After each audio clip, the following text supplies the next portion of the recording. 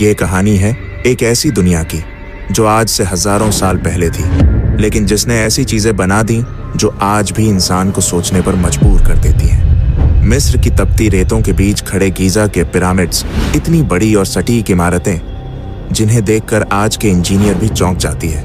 इतनी पुरानी ममीज जो हजारों साल बाद भी वैसी की वैसी मिली, ऐसी राज जो आज भी पूरी तरह से समझ नहीं आए हैं। मिस्र ने ना सिर्फ पिरामिड बनाए बल्कि एक ऐसा सिस्टम खड़ा किया जिसमें धर्म, विज्ञान, खगोल शास्त्र और इंजीनियरिंग सब कुछ जुड़ा हुआ था। यहाँ के लोग सिर्फ जमीन नहीं जोतते थे, वो आसमान के सितारों को पढ़ना भी जानते थे। लेकिन मिस्र अकेला नहीं था। दूसरी तरफ दुनिया के उस पार घने जंगलों के बीच एक और अद्भुत सभ्यता पनप रहा था, और वो था मायान सभ्यता। वो लोग जो बिना किसी आधुनिक तकनीक के मंदिर बनाते थे, जो कैलेंडर में भविष्य की तारीखें तक लिख चुके थे, जिन्होंने गणित, खगोल शास्त्र और समय को लेकर वो समझ को हासिल की जो उस दौर के हिसाब से नामुमकिन लगती है। लेकिन फिर क्या हुआ? वो सभ्यताएं जो इतनी विकसित थीं, वो अचानक कहाँ चली गईं? क्या कोई कुदरती तबाही थी या कोई ऐसा राजन जिसे आज भी कोई नहीं समझ पाया? आज हम मिस्र और माया की उन्हीं खोई हुई दुनिया की कहानियां जानेंगे जो ना सिर्फ अतीत का हिस्सा है बल्कि आज भी इंसान की सोच को चुनौती देती है। मिस्र की रेत में दबा इतिहास। जब हम मिस्र का नाम सुनते हैं तो सबसे पहली चीज जो हमारे दिमाग में आती है वो है पिरामिड्स। वो विशाल पत्थरों से बने ढांचे जो हजारों सालों से खड़े हैं, जैसे वक्त को चुनौती दे रहे हैं। लेकिन सवाल ये उठता है, आखिर कौन थे ये लोग जिन्होंने रेगिस्तान में इतने भव्य पिरामिड बना दिए, और कैसे मिस्र की सभ्यता की शुरुआत हुई नील नदी के किनारे। ये वही नदी है जिसे आज भी दुनिया की सबसे लंबी नदी मानी जाती है। हर साल ये नदी बाढ़ लाती थी, लेकिन तबाही नहीं, वह जिंदगी लेकर आती थी। क्योंकि जब बाढ़ का पानी उतरता तो मिट्टी इतनी उपजाऊ हो जाती कि वहां फसलें लहलहा उठती। मिस्रवासी इस प्राकृतिक चक्र को समझ गए थे। उन्होंने नील नदी को न सिर्फ अपने जीवन का हिस्सा बनाया बल्कि उसे देवी का दर्जा दे दिया। कहते हैं मिस्र नील नदी का उपहार है। मिस्र की सभ्यता में सबसे रहस्यमयी किरदार रहा है फराओ। फराओ सिर्फ राजा नहीं थे, उन्हें भगवान माना जाता था। उनके आदेश को चुनौती देना मतलब खुद भगवान को चुनौती देना। एक फराओ का नाम था रामेसेस द्वितीय, जिन्हें आज भी मिस्र का सबसे महान राजा कहा जाता है। उनकी मूर्तियां इतनी बड़ी थीं कि आज भी देखने वाले दंग रह जाते हैं। पर क्या आपने कभी सोचा है इन मूर्तियों को उस दौर में कैसे बनाया गया होगा, जब ना तो क्रेन थी, ना मशीनें, ना मॉडर्न टूल्स। अब बात करते हैं उन पिरामिड्स की जो आज भी वैज्ञानिकों के लिए एक रहस्य है। गिजा का ग्रेट पिरामिड, जिसे 4500 साल पहले बनाया गया था, आज भी खड़ा है। इतना परफेक्ट कि उसकी चौड़ाई, ऊंचाई और दिशा खगोलीय गणनाओं से मेल खाती है। क्या आपको पता है ग्रेट पिरामिड को बनाने में करीब 23 लाख पत्थर लगे थे। हर पत्थर का वजन 2 से 30 टन के बीच। और आज भी इतिहासकार इस बात पर सहमत नहीं है कि इन्हें इतनी ऊंचाई तक कैसे पहुंचाया गया। कुछ लोग कहते हैं ये एलियन की मदद से बना, कुछ कहते हैं गुलामों ने खून पसीना बहाकर इसे बनाया। पर सच क्या है ये कोई नहीं जानता।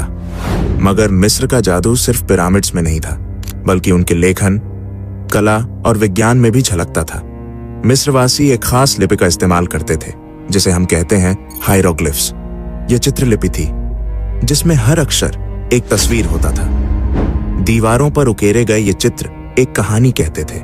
हर मंदिर, हर कब्र, हर पिरामिड की दीवारें इन हायरोग्लिफ्स से भरी हुई थी। लेकिन हजारों सालों तक कोई नहीं समझ पाया कि इनमें लिखा क्या है। और फिर हुआ एक चमत्कार। सन 1899 में एक पत्थर मिला, रोसेटा स्टोन। इस पत्थर पर एक ही बात 3 भाषाओं में लिखी थी, ग्रीक, डेमोटिक और हायरोग्लिफ।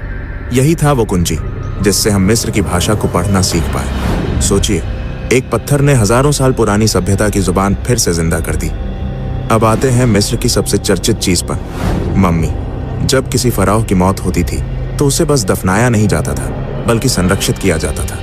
शरीर को खास तरीके से सुखाया जाता, औषधियों से भरा जाता और फिर कपड़ों में लपेटकर कब्र में रखा जाता। इन्हें कहा जाता था मम्मी, क्योंकि मिस्र वासियों का मानना था मृत्यु अंत नहीं है बल्कि एक नई यात्रा की शुरुआत है। और यही सोच उन्हें मृत्यु के बाद भी शरीर को संजो कर रखने को प्रेरित करती थी। पर मिस्र की ममीज सिर्फ रहस्यमयी ही नहीं बल्कि डरावनी भी हैं। कई कहानियां हैं जहां मम्मी की कब्र खोलने के बाद लोग बीमार पड़ गए या अजीब घटनाएं होने लगीं। इसे कहा गया द ममीज कर्स, यानी मम्मी का श्राप। वैज्ञानिक इसे संयोग मानते हैं, पर मानने वाले आज भी मानते हैं कि मिस्र की ममीज सिर्फ इतिहास नहीं, जादू भी हैं। अब एक बार फिर चलते हैं घने जंगलों की तरफ, माया सभ्यता की दुनिया में। माया लोगों ने सिर्फ मंदिर और कैलेंडर ही नहीं बनाए, बल्कि उन्होंने लिखना भी सीखा था, और वो भी अपने ही तरीके से। उनकी लिपि को कहते हैं माया हायरोग्लिफ्स। ये लिपि इतनी जटिल थी कि उसमें 800 से ज्यादा संकेत होते थे। हर संकेत एक ध्वनि या शब्द का प्रतीक होता, और ये सब पत्थरों, सीढ़ियों, दीवारों और किताबों में खुदा होता।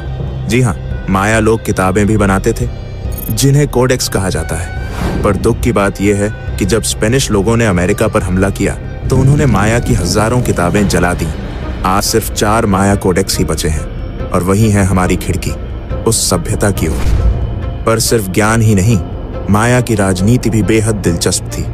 हर शहर, राज्य का अपना राजा होता, जिसे कहा जाता था अजाव। ये राजा सिर्फ शासक नहीं होता, बल्कि धर्मगुरु भी होता। राजा की पोशाक, उसका मुकुट, उसके शरीर पर खुदे हुए टैटू, सब कुछ उसे ईश्वर का प्रतिनिधि दिखाने के लिए होते। राजा की शक्ति का एक अहम हिस्सा होता था बलिदान, और कई बार राजा खुद को ही बलिदान करता था, अपने शरीर से खून निकालकर देवताओं को प्रसन्न करने के लिए। अब जरा सोचिए, एक सभ्यता जो गणना में इतनी आगे थी, जो तारे और ग्रहों को पढ़ लेती थी, वही सभ्यता खून बहाकर ईश्वर को खुश करने में विश्वास करती थी। ये विरोधाभास शायद मानव सभ्यता की सबसे गहरी परत है। अब आते हैं माया सभ्यता के ग्रहों और तारे पढ़ने के हुनर पर। माया लोग सिर्फ गणित और खगोल शास्त्र में माहिर नहीं थे, बल्कि वे समय के प्रति अपनी समझ में भी बेहद आगे थे। उन्होंने जो कैलेंडर तैयार किया वो आज भी इतिहासकारों को हैरान करता है। Long count calendar. ये कैलेंडर सिर्फ एक तारीख बताता नहीं था, बल्कि हमें यह भी बताता था कि समय किस चक्र में चल रहा है। यही कैलेंडर था जिसके बारे में 2012 में पूरे दुनिया ने सुना था। कुछ लोगों का मानना था कि माया लोग इस कैलेंडर में विकृति का अंत देख रहे थे, लेकिन असल में माया लोग सिर्फ यह मानते थे कि समय के चक्र कभी खत्म नहीं होते, बल्कि चक्र खत्म होने पर एक नया युग शुरू होता है। ये जो विचार था आज भी हमारे जीवन में कहीं ना कहीं असर डालता है। माया लोगों ने समय और स्थान के संबंध को इतनी बारीकी से समझा कि उन्होंने अपनी मंदिरों और पिरामिडों की डिजाइन को ऐसे तरीके से रखा कि वो पूरे साल की खगोल शास्त्रिक स्थिति के हिसाब से सही थे।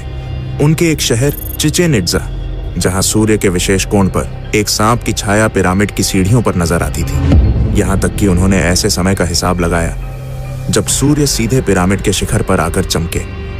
आप सोच सकते हैं, बिना कंप्यूटर और टेलीस्कोप के ये लोग इतने सटीक गणना कैसे कर पाते थे? अब सवाल उठता है, माया सभ्यता कहीं ना कहीं खो क्यों गई? इनके द्वारा बनाए गए महान शहर टिकाल, कोपान, पालिंक्यू और चिचेन इट्जा ये क्यों छोड़ दिए गए? क्या ये सभ्यता खुद से खत्म हो गई या फिर कोई बाहरी कारण था? कुछ इतिहासकार मानते हैं कि जलवायु परिवर्तन, अकाल या महामारी ने इन्हें नष्ट किया, पर असल वजह अभी तक एक रहस्य बनी हुई है। आज भी वैज्ञानिक और इतिहासकार इस सवाल का जवाब ढूंढ रहे हैं। माया सभ्यता और मिस्र की गायब हो गई सभ्यताएं सिर्फ इतिहास नहीं, कई सवाल छोड़ गई हैं। क्या कोई प्राकृतिक आपदा ने इन सभ्यताओं को खत्म किया? मिलते हैं अगली बार एक अलग अंदाज के दूसरे वीडियो में। इतिहास की अगली परत खोलने के लिए फिर मिलेंगे। और हाँ, वीडियो को लाइक और सब्सक्राइब करना ना भूलें, ताकि अगली वीडियो सबसे पहले आप तक पहुंचे।